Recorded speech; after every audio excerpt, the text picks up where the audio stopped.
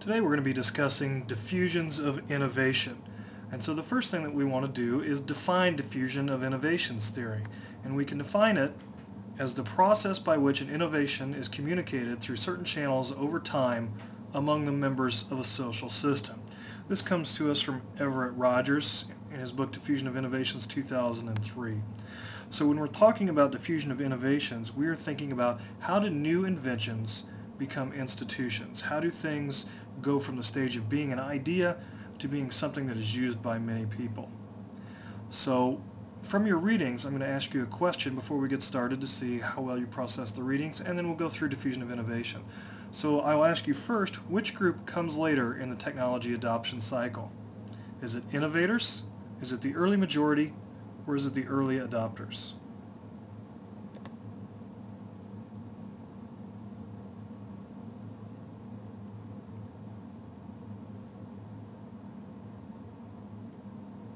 Now that I've given you a chance to think about that, we'll look at the answer, and the answer is the early majority. Early majority comes later in the technology adoption cycle than the innovators or the early adopters. So let's take a look at the diffusion of innovation cycle. As we can see, it is a bell curve. And you can see how the breakdowns occur for the different groups of diffusion of innovation.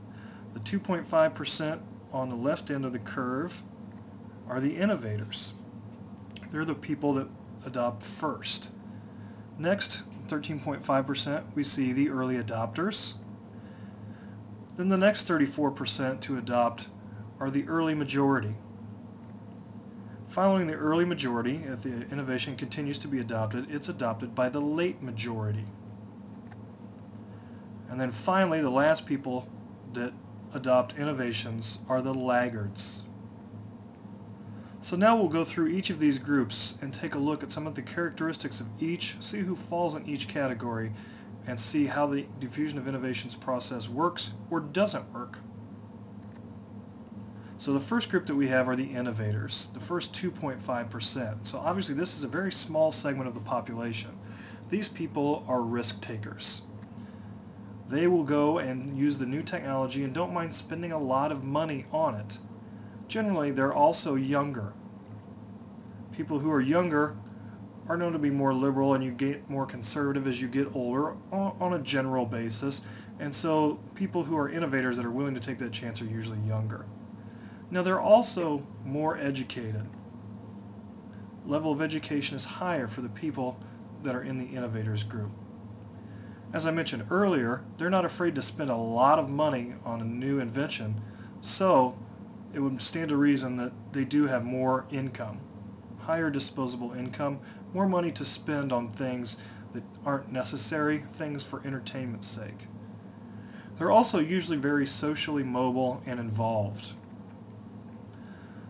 They network well with other people and are often talking to them about the latest inventions or the latest trends. In addition to that, they make sure that they stay informed because they have high media exposure. So they're able to see what the latest things out are, the latest trends, and then go purchase those. The next group that we have make up approximately 13.5% of the population, and they are the early adopters. Now the early adopters are more likely to perceive the risk and have that stop them from adopting new technologies. So unlike the innovators who were risk takers, early adopters more likely to perceive the risk. And they're also interested in the area, much like the innovators are. However, there's a distinct difference between the early adopters. Rather than rushing in and buying something as soon as they see it, the early adopters do research, and they back up their interest with research before they purchase.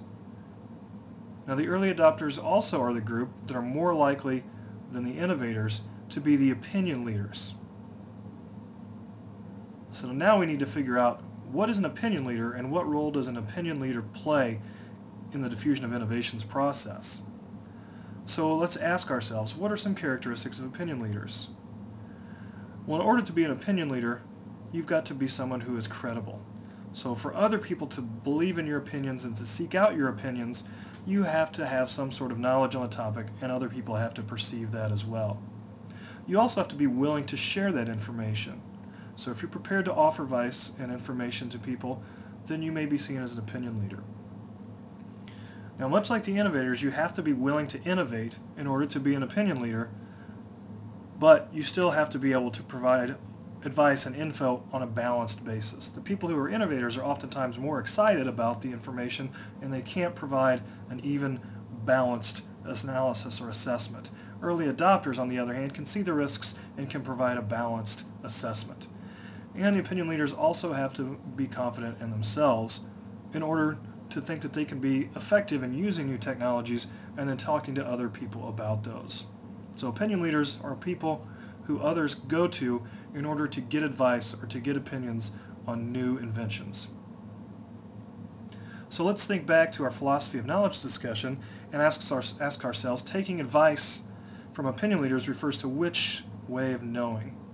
Is it mysticism, science, authority, or tradition?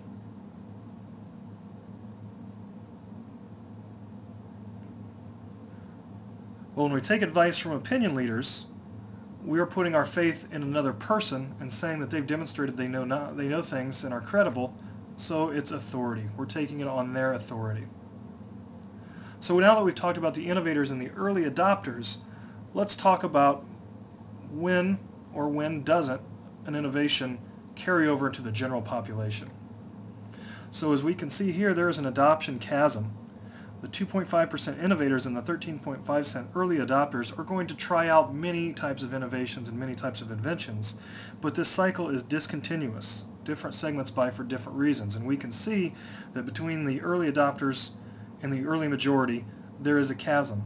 And so not all innovations make it across this chasm. Some go by the wayside after being looked at by the innovators and early adopters. So let's look at the early majority and see what their characteristics are. Technology's early majority are more interested in the applications than the technologies. So what can I do with this? Not this technology is cool, let me find a way to use it, which is a difference. They also appreciate the benefits of new technology like early adopters do, but they need to find a match between the application needs and the technology before they're ready to buy. So like the early adopters, they do research, but they also have to have a concrete reason to purchase. They do not rely on well-established references in making buying decisions, however. They'll talk to the opinion leaders and get information from them. And technology's early majority are the key to opening up any high-tech marketing segment. If you can get across the chasm to the early majority, you can succeed with an innovation. Now, after the early majority comes technology's late majority, and they have all the same concerns of the early majority, but also they are not nearly as comfortable with technology. So what they do is they wait until a technology is an established standard before buying. So they're late majority, they're late to the party. And they want to make sure that they're going to have a lot of help with the technology before they buy, and they tend to buy from well-established companies rather than startups. The last group that we're going to look at are technology's laggards. And technology's laggards don't want anything to do with new technology, they fear it. They will buy a technological product only when it's buried inside another product. So for example, they will only use a microprocessor when it's buried inside a car that they're used to already using.